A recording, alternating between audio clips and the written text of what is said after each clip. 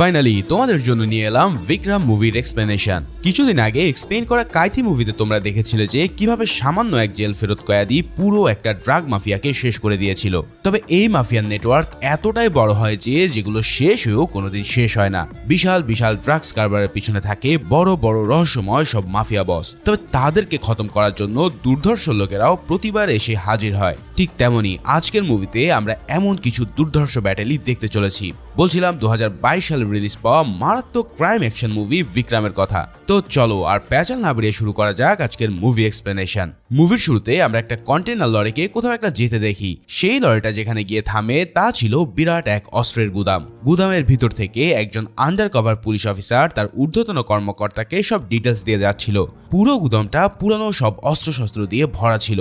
তবে সেই অফিসার সেখানে বিশেষ এক ধরনের ড্রাগসও খুঁজে পায়, যেগুলো দেখতে কোকেনের মতন হলেও সেগুলো আসলে কোকেন নয়। এখন এই বিরাট গুদামে এমন পুরাতন অস্ত্র কেন রাখা আছে কিংবা সেখানে ড্রাগসের ব্যবসায় বা কারা করছে, এই সব প্রশ্নের উত্তর তোমরা একটু পরে জানতে পারবে। এদিকে পরের সিনে আমরা আরেক দল পুলিশ অফিসারকে একটা অপারেশনে যেতে দেখি। কার্নার নামের এই ব্যক্তিটাকে কিছু লোক কিডন্যাপ করে নিয়ে যাওয়ার সময় পুলিশের দুটো টিম তাদেরকে ট্র্যাক করতে থাকে। তারা সেই কালো মাস্ক পরা লোকগুলোর পিছু নিয়ে দেখতে পায় যে কার্নারকে তারা একটা ঘরে আটকে রেখেছে। পুলিশ অফিসাররা তাদের বস কমিশনার জোসের সাথে কথা বলতে বলতে প্রতিটা মুহূর্তেরই ডিটেলস তাকে দিয়ে যাচ্ছিল। কিন্তু পুলিশ কিছু করার আগে সেই মাস্ক পরা লোকেরা কার্নানের বুকে ছুরি বসিয়ে দেয়।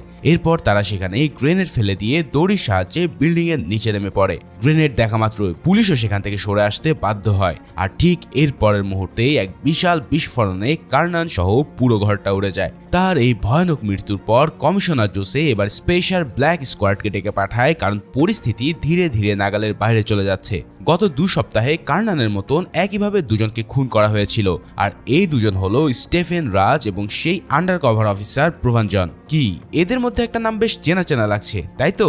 হ্যাঁ, এই সেই কাইথি মুভির ভিলেন স্টেফেন রাজ, যার বিশ্বাসঘাতকতায় পুলিশ ডিপার্টমেন্ট পুরোপুরি ধূলিসাৎ হয়ে যেতে বসেছিল।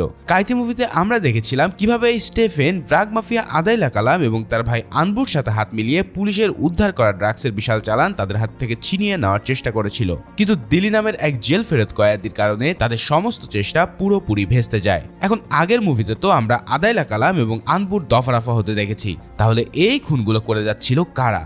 বুঝতে পারছো, এর পিছনে অবশ্যই বড় কোনো গ্যাংয়ের হাত রয়েছে। প্রতিটা খুনের পরেই এই ব্ল্যাক মাস্ক গ্যাংগুলোর লোকরা পুলিশকে একটাই মেসেজ দিয়ে যাচ্ছিল। প্রত্যেকবার তারা বলছিল যে এই খুনগুলো স্রেফ খুন নয়, বরং সিস্টেমের বিরুদ্ধে যুদ্ধ শুরু করার মেসেজ। তার মানে তো যুদ্ধ কেবল শুরু, এরপর হয়তো আরো খুন হতে চলেছে। আর সেটা আটকাতেই commissioner Jose special ops leader অমরকে তার দল সহ ডেকে পাঠায়। এই স্পেশাল টিমটা হচ্ছে এমন এক সিক্রেট টিম যারা সেই সব দুর্ধর্ষ অপারেশন করে থাকে যেগুলো করার সাধ্য পুলিশের নেই। সব জেনে নেওয়ার পর অমর ধারণা করে যে 3 সপ্তাহে 3 খুন হওয়ার পর আগামী সপ্তাহে নিশ্চয়ই আরো একটা খুন তারা দেখতে পাবে। সে কমিশনার কাছ থেকে পুলিশ ডিপার্টমেন্টের সমস্ত ফাইলপত্রের এক্সেস চেয়ে নেয়। এছাড়াও সে এটা জানিয়ে দেয় যে তাকে বিনা বাধায় তার মতন করে কাজ করতে দিতে হবে এবং তার কাজে যেন কেউ ফার্দার নাক গলাতে না পারে। এদিকে ক্লিয়ারেন্স পাওয়ার পর অমর তার কাজ শুরু করে দেয়। স্টেফেন রাজ এবং প্রভাঞ্জন তো পুলিশের ডিপার্টমেন্টেরই লোক ছিল, কিন্তু কার্নানকে কেন তারা হত্যা করলো? স্রেফ প্রভাঞ্জনের সাথে বাবার মতন সম্পর্ক থাকার কারণে কি তাকে হত্যা করা হলো, নাকি এর পিছনে রয়েছে আরো কোনো ঘাপলা?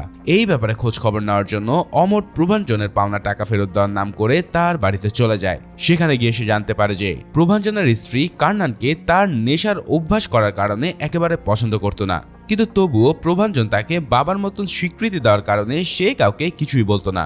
অমর ধীরে ধীরে কার্নানের সমস্ত লোকদের কাছে থেকে বিভিন্ন ডিটেলস আদায় করতে থাকে। এর পাশাপাশি আন্ডারকভার মিশন থেকে উদ্ধার করা ড্রাগসের ব্যাপারেও ইনভেস্টিগেশন চালাতে থাকে। তারপর টেস্ট করার পর জানা যায় যে এই ড্রাগসগুলো কোকেনেরই এক বিশেষ ফর্মুলায় তৈরি, যার নাম এরিথ্রোজাইলিন। এর মাত্র 5 গ্রাম থেকে প্রায় 5 কেজির মতন কোকেন তৈরি করা যায়। মানে ড্রাগস মাফিয়াদের কাছে এই ড্রাগসগুলো স্বর্ণের চেয়েও কোনো অংশে কম দামি না। এখন এই ড্রাগস ব্যবসায় মূল সাপ্লাই চেন ছিল চেন্নাইয়ে, আর সেটাকেই কন্ট্রোল করত আদাইলা কালামের গ্যাং, যাকে বলা হতো লুঙ্গি গ্যাং। তবে আদাইলা কালাম ছিল এই সিন্ডিকেটের ছোট্ট একটা গতি, আর এদের পিছনে আছে সন্ধ্যা নামা নামের আর এক বড় ড্রাগ মাফিয়া। আদাইলা কালাম এবং আনবু জেলে যাওয়ার পরে সন্ধ্যা নামায় নিজের সিন্ডিকেটে সব ভার তার দায়িত্বে নিয়ে নেয়। এর পরপরই সে তাদেরকে শেষ করে দিতে শুরু করে, যাদের কারণে তার কিছুদিন আগে 800 কেজির কোকেনের বিশাল এক চালান পুলিশের হাতে হারিয়েছে। যারা কাইথি দেখেছো তারা নিশ্চয়ই ব্যাপারটা মনে করতে পারছো, কিন্তু স্টেফেন রাজ ছিল তাদের পক্ষেরই লোক, তাই তাকে কে শেষ করেছে সেটা যেন সবার কাছে এক রহস্য। এদিকে অমর তার ইনভেস্টিগেশন চালানোর সময় জানতে পারে যে কার্নানের ভীষণ নেশা এবং ফুর্তির শখ ছিল। সে নিয়মিত যে জিমে গিয়ে ব্যায়াম করত, অমর এক সাংবাদিকের ছদ্মবেশে সেই জিমের মালিকের কাছ থেকে কার্নানের ব্যাপারে সমস্ত তথ্য আদায় করে নেয়। জিমের মালিক তাকে এক প্রস্টিটিউট মহিলার সন্ধান দেয়, যার সাথে কার্নানের খুব ভালো সম্পর্ক ছিল। আর কার্নানের বাড়ির কাজের মহিলা ভিমলাতায়ের কাছ থেকে অমর জানতে পারে যে কার্নান আসলে তার ছেলের মৃত্যুর পর থেকে নেশা শুরু করেছিল। ছেলের মৃত্যুর পর একমাত্র তার নাতি ছিল কাছের কেউ, অর্থাৎ ভিমলাতায়ের চোখে কার্নান ছিল খুবই ভালো মানুষ। অন্যদিকে কার্নানের পাশাপাশি সন্ধ্যা নামের ব্যাপারেও খোঁজ দিতে গিয়ে অমর জানতে পারে যে এই সন্ধ্যা নামই ভীষণ সাইকো আর খতরনাক এক গ্যাংস্টার। গত কয়েক মাস আগে সে প্রায় পুলিশের হাতে চলে এসেছিল।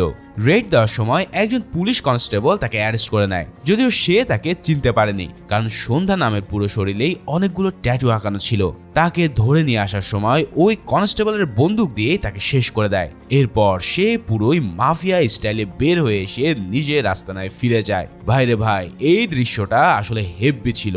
যাই হোক, এই ঘটনার পর পুলিশ ডিপার্টমেন্টও টের পেয়ে যায় যে সন্ধ্যা নামকে ধরা এতটা সহজ না। তার পুরো গ্যাংয়ে নিজের ভাই এবং কাজিন মিলে মোট 24 জনই এই গ্যাং চালাতো।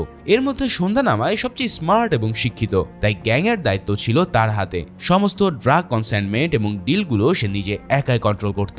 অমরের লোকেরা তার গ্যাংয়ের সুরেশ নামের একজন লোককে ধরতে সক্ষম হলেও অমর তার কাছ থেকে আরো বেশ কিছু খুঁটিনাটি ইনফরমেশন জেনে নেয়। এখানে তারা জানতে পারে যে সন্ধ্যা নামে ড্রাগ ডিলিং এর পাশাপাশি তার বাড়িতে বিশাল কোকেন আর মেথ তৈরির ল্যাব রয়েছে। মানে এ যেন ব্রেকিং ব্যাডের ওয়াল্টার হোয়াইটের তামিল ভার্সন। সন্ধ্যা নামের সেই ল্যাবে তার ফ্যামিলি সবাই কাজ করে, আর সন্ধ্যা নাম নিজেই সবকিছু তদারকি করত। কেমিক্যাল এবং ওষুধ নিয়ে তার যথেষ্ট জ্ঞান থাকার কারণে তাকে এলাকার মানুষরা ডাক্তার বলেও সম্বোধন করে। তবে তার এই ডার্ক সাইডটাও সবার মাঝে বেশ ভালোভাবে পরিচিত ছিল। যে কোনো কাজের জন্য সে নিজ হাতে মানুষকে কেটে কুচি কুচি করতে বিন্দু মাত্র দ্বিধা করত না। তবে বেশ কিছুদিন ধরে সন্ধ্যা নাম এক ভীষণ ঝামেলার মধ্যে আছে, কারণ তার হারবার থেকে দুটো ড্রাগের কন্টেইনারের কনসাইনমেন্ট কোথায় যেন হারিয়ে গেছে।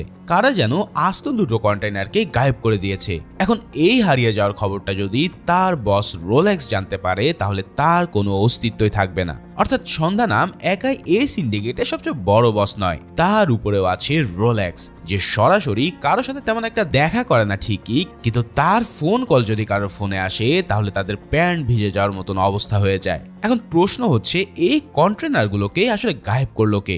এখন সেটার উত্তর আমরা ধীরে ধীরেই জানতে পারবো। ওদিকে আমরা সেই পতিতার কাছে গিয়ে জানতে পারি যে কার্নান কোনোদিনই তার সাথে কোনো অসামাজিক কার্যক্রমে লিপ্ত হতো না। সে শুধুমাত্র প্রতিদিন সেখানে এসে তাকে হ্যান্ডক্যাফ দিয়ে বেঁধে রেখে চিৎকার করতে বলতো। এর জন্য সে ওই মেয়েকে প্রচুর টাকাও দিত। এই সব কথা জেনে অমর আরো বেশ ভাবনায় পড়ে যায়। বিনা কারণে ওই জায়গায় গিয়ে কার্নান আসলে কি করত? এই সব কিছু যেন অমরের কাছে ধীরে ধীরে তাকে আরো বেশি রহস্যময় ক্যারেক্টার করে তুলছে। এরই মধ্যে অমর হঠাৎ জানতে পারে যে সুরেশ নামের যে লোকটাকে ধরে এনে তারা ইনকোয়ারি করেছিল, সেই লোকটাকে জীবন্ত জ্বালিয়ে দেওয়া হয়েছে। এই কাজ যে সন্ধ্যা নামই করেছে তা বুঝতে আর বাকি থাকে না। সে সেদিন খুবই নৃশংসতার সাথে সুরেশকে পুড়িয়ে মেরেছিল। এদিকে এই সমস্ত ঝামেলার মধ্যে অমর নিজের বিয়ের কথাটাই ভুলে যায়। সেদিন সন্ধ্যা 7:30টায় তার প্রেমিকা গায়ত্রীর সাথে বিয়ে করার কথা থাকলেও সে তার সামনে হাজির হয় রাত 10টায়। গায়ত্রীকে প্রচুর আপসেট দেখে সে তাকে নিজের কাজের ব্যাপারে বলতে যায়, কিন্তু গায়ত্রী তাকে প্রমিস করেছিল যে সে কোনোদিনই তার কাজের ব্যাপারে জানতে চাইবে না। তাই গায়ত্রী তাকে কিছু বলতে নিষেধ করে দেয়। অমর তখন আর কোনো কিছু না ভেবেই সেই অবস্থাতেই গায়ত্রীকে বিয়ে করে নেয়। বিয়ের রাতেও অমর কার্নানকে নিয়েই গভীর চিন্তায় মগ্ন ছিল। তাই হঠাৎ গায়ত্রীর কথা শুনে তার মনে হয় যে কার্নান হয়তো সে প্রস্টিটিউটের আস্তানায় গোপনে গোপনে কিছু একটা করত, হয়তো সে কারোর উপরে নজরদারি রাখত। এই কথা ভেবে সে আবারও ওই প্রস্টিটিউটের আস্তানায় গিয়ে খোঁজ করতে থাকে। এবার সে খোঁজ করতে করতে সেখান থেকে একটা রেকর্ডার উদ্ধার করে। এই রেকর্ডার এমন একটা রুমের বাইরে ছিল যেখানে PWD অফিসার বীরু পান্ডিয়া এবং রুদ্রতাপ ড্রাগ ডিলারদের সাথে নিয়মিত মিটিং করত। অর্থাৎ এরা স্টেফেন রাজের মতোই সরকারি কর্মকর্তা হয়ে ড্রাগ ডিলারদের সাথে হাত মিলিয়েছিল। পুলিশ কোনো কনসাইনমেন্ট পাকড়াও করার পরে এদের কাছে জমা রাখতো, তাই গায়েব হয়ে যাওয়া কন্টেনারগুলোর লোকেশন একমাত্র তারাই বলতে পারবে। এর জন্য অনেক দিন ধরে সন্ধ্যা নাম তাদের সাথে মিটিং করে যাচ্ছে। এখন সেই রুমের বাইরে রেকর্ডারটা যে কার্নানি লাগিয়েছে সেই ব্যাপারে কোনো সন্দেহ থাকে না। এবার অমর মনে করতে থাকে যে কার্নান আসলেই হয়তো কোনো সিক্রেট মিশনে ছিল।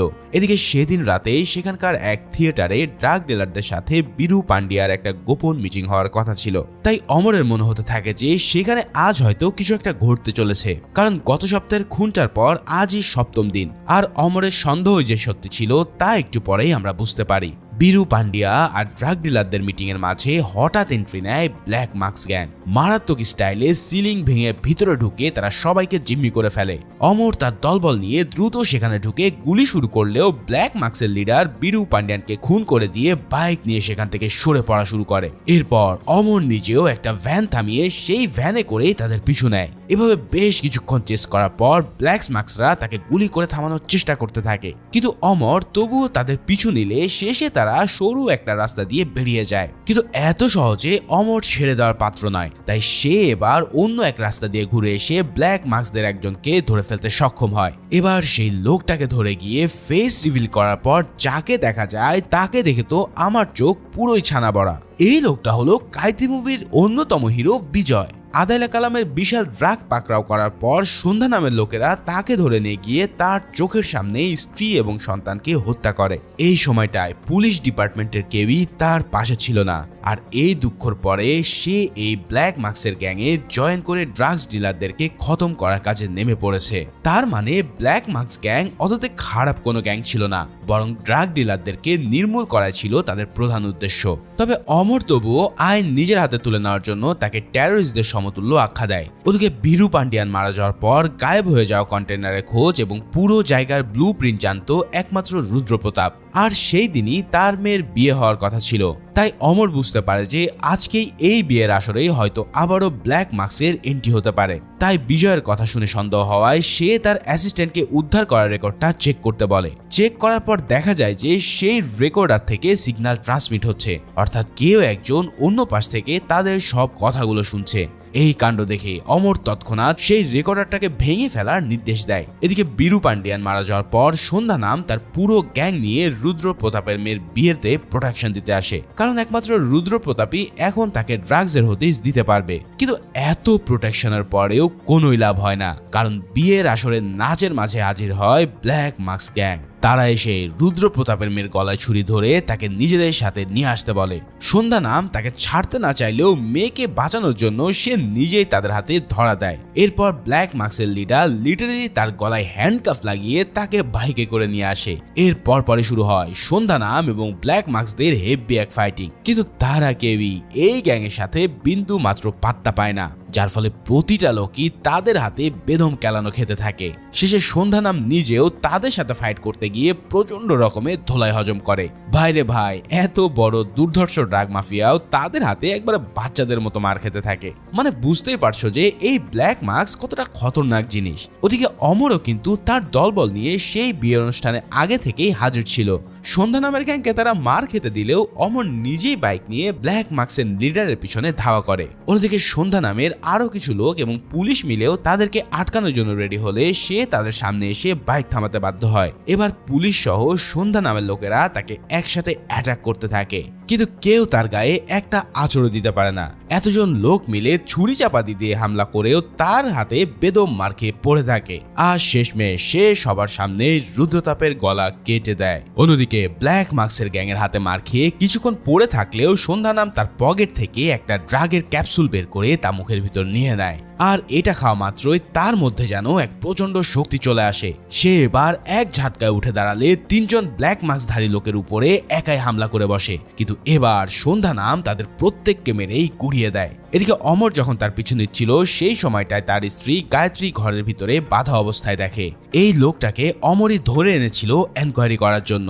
লোকটা গায়ত্রীকে বলে যে যার ছবি তাদের ঘরের দেওয়ালে টাঙানো আছে তাকে সে গতকালও দেখেছে, অর্থাৎ অমরের সন্দেহ অনুসারে কার্নান মারা যায়নি, বরং সে জীবিত।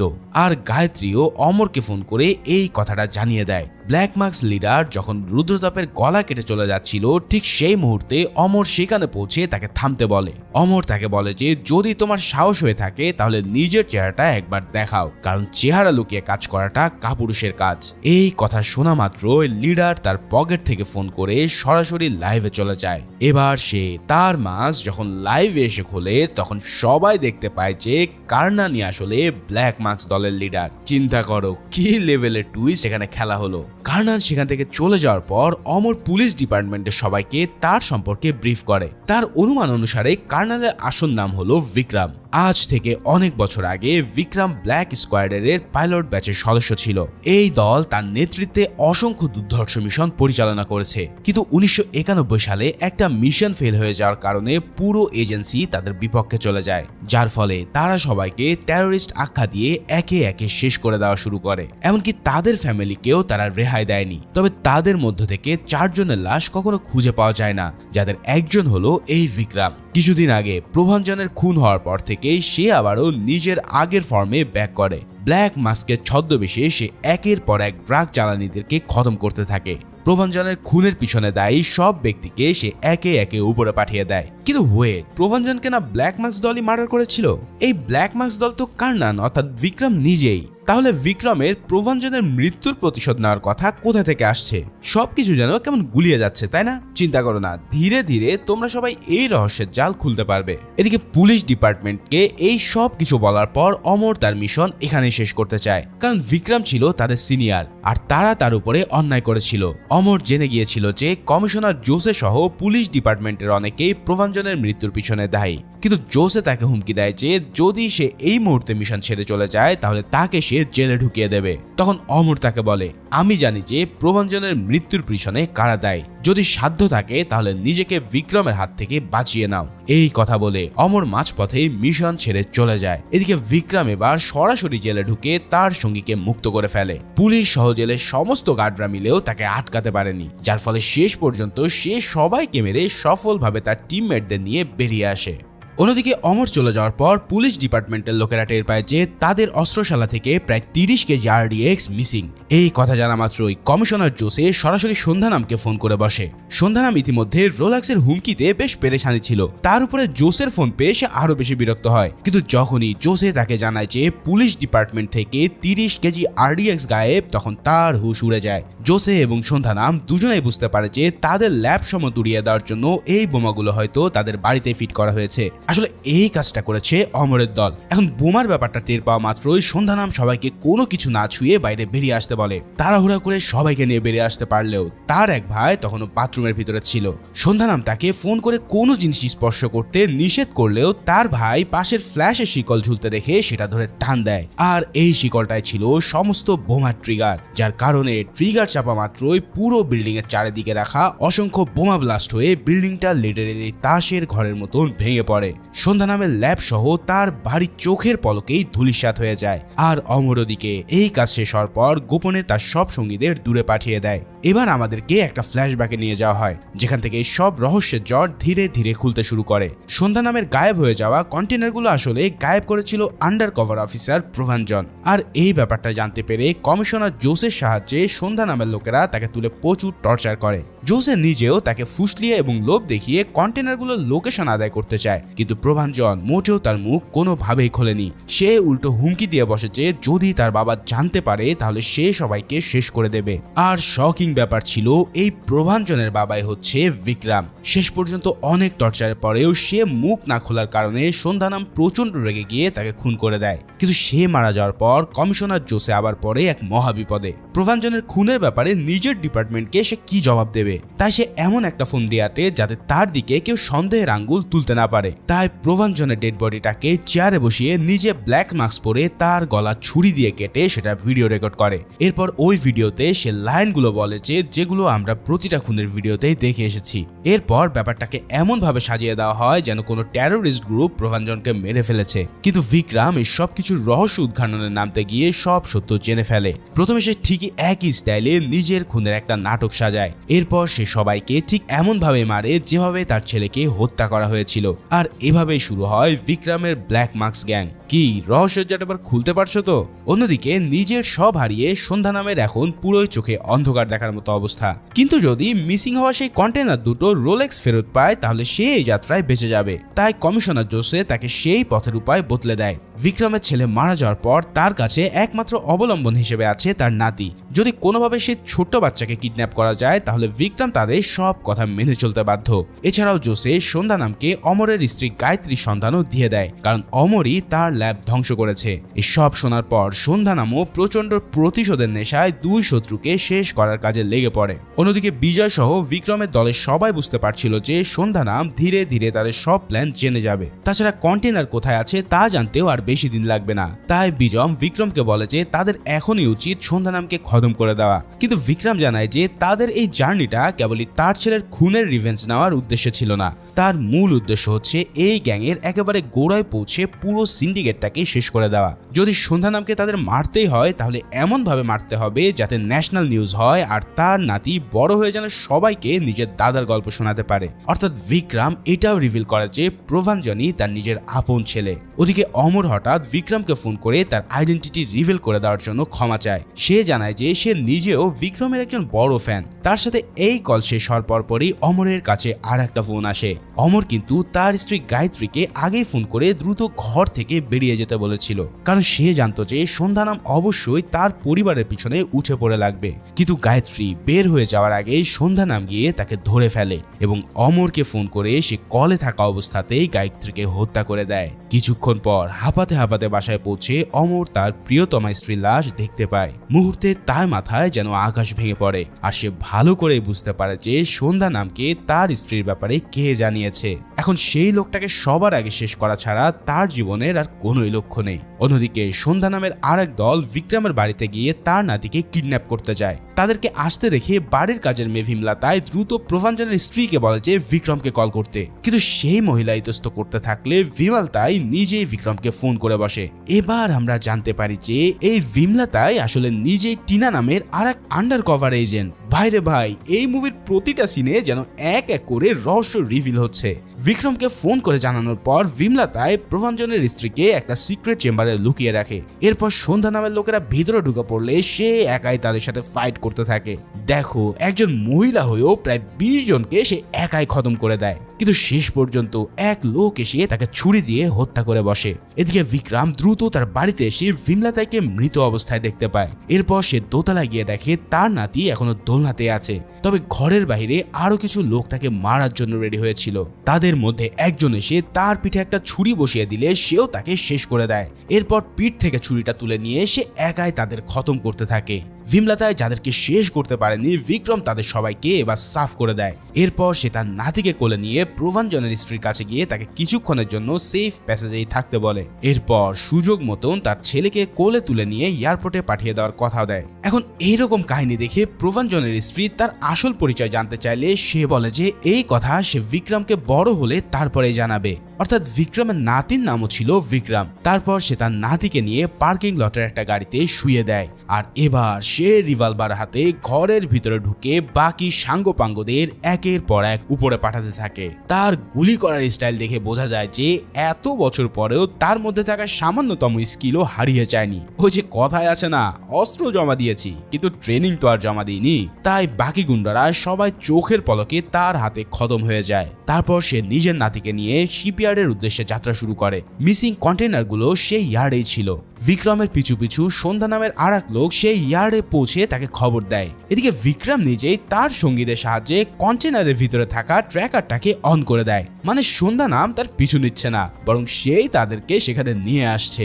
অন্যদিকে অমর কমিশনার জোসের বাড়িতে গিয়ে তার সামনে হাজির হয়। জোসেফ বারবার বলতে থাকে যে গায়ত্রীর মৃত্যুর পিছনে তার কোনো হাত নেই, কিন্তু অমর তাকে কোনো জবাব না দিয়ে মারতে থাকে। তখন তাদের দুজনের মধ্যে ব্যাপক ধস্তাধস্তি হওয়ার পর শেষ পর্যন্ত জোসেফ অমরের সাথে আর পেরে ওঠে না। অমর তাকে প্রচন্ড মারধর করার পর গুলি করে শেষ করে ফেলে। এরপর সে ব্ল্যাক মার্কসের বাকি সদস্যের সাথে শিপইয়ার্ডের উদ্দেশ্যে যাত্রা শুরু করে। এদিকে বিক্রম নিজের নাতিকে নিয়ে কন্টেনারের ভিতরে আসা যে একটা প্ল্যান, তা তো তোমরা বুঝতেই পারছো। সেখানে আগে থেকে ছিল তার দুই সঙ্গী এজেন্ট লরেন্স এবং উপ্পিলাপ্পান। ইতিমধ্যেই সন্ধ্যা নামের লোকেরা তার পিছু পিছু সেই কন্টেনার অবধি পৌঁছে যায়। আর বিক্রমও আগে থেকে কন্টেনারের বিভিন্ন জায়গায় অস্ত্র সাজিয়ে রেখেছিল। একটার পর একটা অস্ত্র তুলে নিয়ে সে সন্ধ্যা নামের লোকদেরকে পুরোই সাফ করতে থাকে। ভাইরে ভাই, একের পর এক এত ইন্টেন্স ফাইটিং সিন আমি এর আগে খুব কম মুভিতেই দেখেছি। সন্ধ্যা নামের একটা দলকে শেষ করার পর উপিল্লাপ্পানকে পাহারায় রেখে সে ভিতরের দিকে এগিয়ে যায়। উপিল্লাপ্পান নিজেও বেশ কয়েকজন লোককে গুলি করে উপরে পাঠিয়ে দিয়েছিল, তবে শেষে আরেকজন লোক এসে প্রথমে তার পায়ে ছুরি বসিয়ে দেয় আর এরপরে সে তাকে খতম করে ফেলে। এবার সন্ধ্যা নাম নিজেই তার বাকি সঙ্গীদের নিয়ে সেখানে হাজির হয়। এবার সে বোমাবাজির মাধ্যমে একে একে কন্টেনারগুলোতে আগুন ধরাতে থাকলে বিক্রম সেই ধাক্কায় একদিকে ছিটকে পড়ে।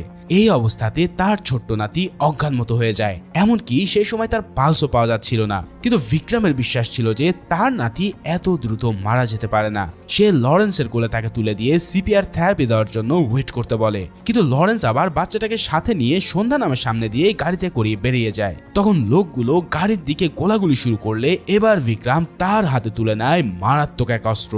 বিশাল এক আর্টিলারি গান থেকে আর্টিলারি শেল মেরে সে মুহূর্তে সন্ধ্যা নামের দলবলকে কিমা কিমা বানিয়ে দিতে থাকে। উফ, এই খতরনাক আর্টিলারি গানের ফায়ারিংটা জাস্ট দেখার মতো ছিল। সন্ধ্যা নামের বেশিরভাগ লোকেরাই এই ফায়ারিং এর কারণে উপরে পৌঁছে যায় এবং সে নিজেও আহত হয়ে মাটিতে পড়ে থাকে। এরপর ততক্ষণে বিজয় আর অমরও বাকি এজেন্টদেরকে নিয়ে সেখানে এসে পৌঁছে যায়। লরেন্স বাচ্চাটাকে অমরের হাতে তুলে দেয় আর তাদেরকে কাভার দেওয়ার জন্য বিক্রম এবার বাইরে নিয়ে আসে এক আস্ত মেশিন গান।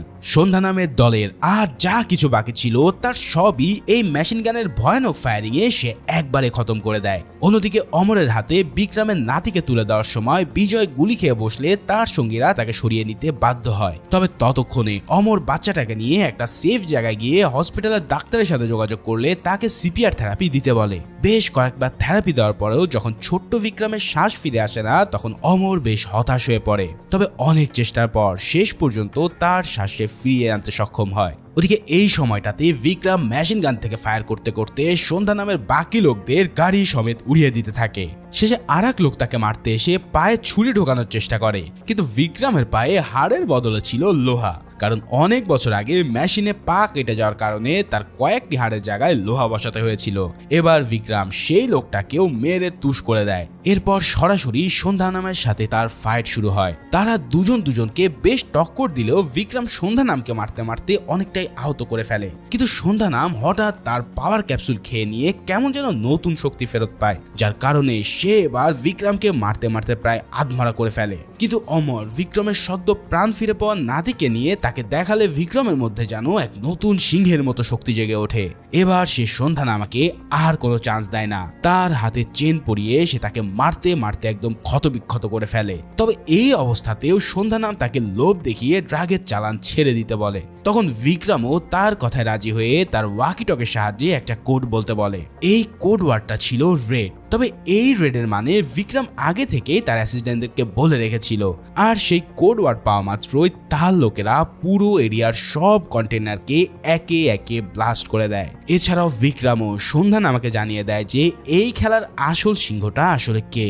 মৃত্যুর সময় প্রভাঞ্জন তার বাবা বিক্রমের ব্যাপারে যেই কথাটা বলেছিল, বিক্রম সেটার মান পুরোপুরিভাবে রক্ষা করতে সক্ষম হয়। আর এরপরে সে সন্ধ্যা নামাকে মারার জন্য ছেড়ে দিয়ে সেখান থেকে বেরিয়ে আসে। তো ফাইনালি বিক্রম তো তার প্রতিশোধ নিয়েই নেয়। তার নাতিকেও সে নিরাপদে নিজের পুত্রবধূর কাছে দিয়ে তাদেরকে আমেরিকায় পাঠিয়ে দেয়। কিন্তু কাহিনী এখনো অনেক বাকি। সন্ধ্যা নামকে খতম করার পরেও এই সিন্ডিকেটে সবচেয়ে বড় নামটা কিন্তু এখনো ধরা ছোঁয়ার বাইরে। আর সেই নাম দেখার জন্য এবার আমরা মুভির পর্দায় দেখতে পাই সেই বহুল প্রতীক্ষিত বস রোলেক্সকে। ভাইরে ভাই, এই রোলেক্সের যেই সোয়াগ, বিশ্বাস করো পুরো সিনেমার মধ্যে রোলেক্সের এই এন্ট্রি সিনটা যা ছিল, ওফ, এক কথায় অস্থির। এই রোলেক্স যে কি মাপের সাইকো সেটা আমরা পরের সিনে দেখতে পাই। খালি একজন এসে তাকে রোলেক্স নামে ডাকার কারণে সে এক কোপে তার মাথা দুভাগ করে দেয়। তার কথা হচ্ছে, কেউ আমার নাম ধরে ডাকতে পারবে না, এখন থেকে সবাই আমাকে স্যার বলে ডাকতে হবে। ইয়েস স্যার, ওকে স্যার, ঠিক এইভাবে এই দৃশ্য দেখে সবাই সেখানে পুরোই ভরকে যায়। আসলে আদালে কালাম আর আনবু ততদিনে জেল থেকে ছাড়া পেয়ে গিয়েছিল। মানে সরকারি সিস্টেমে কত যে দুর্নীতি আছে তার কোনো ইয়াত্তা নেই। এবার তারা রোলেক্সকে সেই সমস্ত ব্যক্তির নাম জানায় যাদের জন্য তাদের হাত থেকে একের পর এক ড্রাগসের চালান ফেসে গেছে। এই লোকগুলো কে কে তা তো তোমরা বুঝতেই পারছো। তারা হলো কাইতি মুভির সেই দিলি, বিক্রম এবং অমর। রোলেক্স তার লোকদের সাফ জানিয়ে দেয় যে কারো ভয়ে সে ড্রাগের স্মাগলিং বন্ধ করবে না। এরপর সে দিলি, বিক্রম আর অমরের মাথার দাম হিসেবে বিশাল এক পুরস্কার ঘোষণা করে সেখান থেকে বিদায় নেয়। এখানে রোলেক্সের যেই লেভেলের চাহনি সেটা দেখে তো তোমরা বুঝতে পারছো যে এই রোলেক্স কত বড় মাপের খতরনাক। তবে এর চেয়েও আরো একটা টুইস্ট হচ্ছে যে এই পুরো গ্যাংয়ের মধ্যে উপস্থিত ছিল স্বয়ং বিক্রম নিজেই। তার মানে রোলেক্স যদি চলে ডালে ডালে তাহলে বিক্রম যে চলে পাতায় পাতায় তা তো তোমরা বুঝতে পারছো। ফলে এখন তার নেক্সট টার্গেট যে এখন রোলেক্সই সেটা এই মুভির এন্ডিং এ দেখা যায়। তো বুঝতেই পারছো এরপর নিশ্চয়ই আরো কোনো বড় ধামাকা আসতে চলেছে, যেখানে হয়তো একযোগে দিলি, অমর আর বিক্রমকে পাঙ্গা নিতে দেখা যাবে রোলেক্সের সাথে। ঠিক এমন একটা সিনের মধ্য দিয়ে এই মুভিটা এখানেই শেষ হয়। এই ইউনিভার্সের আরো একটা মুভি বাকি আছে আর তার নাম হচ্ছে লিও। খুব শীঘ্রই এই লিও মুভিটা নিয়েও হাজির হব তোমাদের জন্য। সে পর্যন্ত সবাই ভালো ও সুস্থ থাকো। দেখা হচ্ছে পরের কোনো ভিডিওতে। সে পর্যন্ত আল্লাহ।